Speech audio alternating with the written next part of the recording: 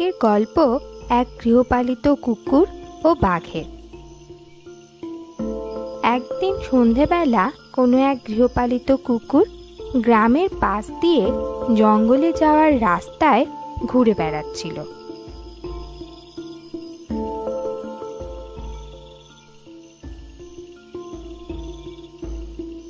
হঠাৎ তার সাথে জঙ্গলের এক বাঘের দেখা হলো। দুদিন ধরে কিছু খেতে না পাওয়ায় বাঘটা ভীষণ দুর্বল হয়ে পড়েছিল। উল্টো দিকে গৃহপালিত কুকুরটা দেখতে বেশ স্বাস্থ্যবান লাগছিল। তাকে দেখে বাঘ জিজ্ঞেস করলো, আরে ও ভায়া, তোমাকে তো বেশ স্বাস্থ্যবান মনে হচ্ছে। এটা কিভাবে সম্ভব হলো?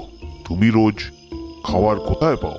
নিশ্চয়ই তোমার খোঁজে কোনো খাবারের খড়ির সন্ধান আছে। ওই জন্যই তো তোমার এত সুন্দর চেহারা।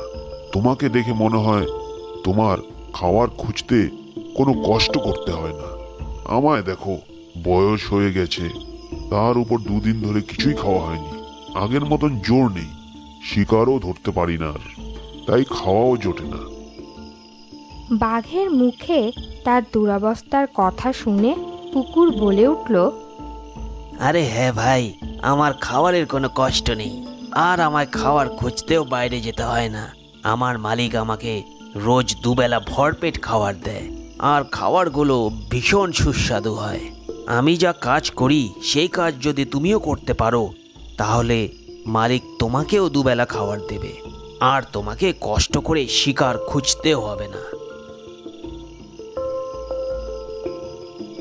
কি বলছো? এসব সত্যি নাকি? কাজ করলে খাবার পাবো? বাহ বাহ, বলো এখনই কি কাজ, কি করতে হবে আমায়? তেমন কিছু না, শুধু রাতের বেলায় মালিকের বাড়ি পাহারা দিতে হবে। ও এই কাজ?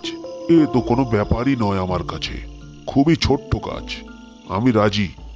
রোজ রোজ খাবার খোঁজা, শিকার ধরা আর ভালো লাগে না। তার চেয়ে এই ভালো, বেশ পাহারা দেব আর ভরপেট খাবো। চলো তোমার মালিকের বাড়ি যাই। কুকুর আর বাঘ দুজনে চলতে শুরু করলো।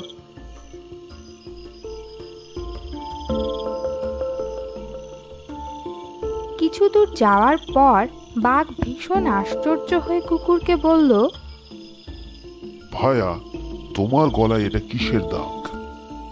কুকুর হেসে বলল, আরে কিছু না, এটা তো শেকলের দাগ। আসলে দিনের বেলায় আমি তো শেকলে বাঁধা থাকি।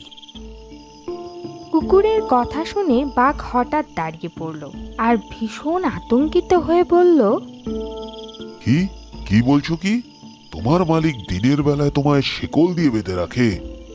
তাহলে তো তুমি নিজের খুশি মতন যেখানে খুশি যেতে পারো না। হ্যাঁ তা ঠিক, কিন্তু সে তো শুধু দিনের বেলায়। সন্ধেবেলা থেকে তো আমি স্বাধীন, তখন আমি যেখানে খুশি যেতে পারি। সন্ধেবেলায় মালিক আমার শেকল খুলে দেয়।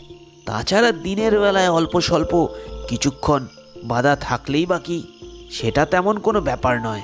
আর সেই সময় মালিক আমাকে অনেক আদর করে।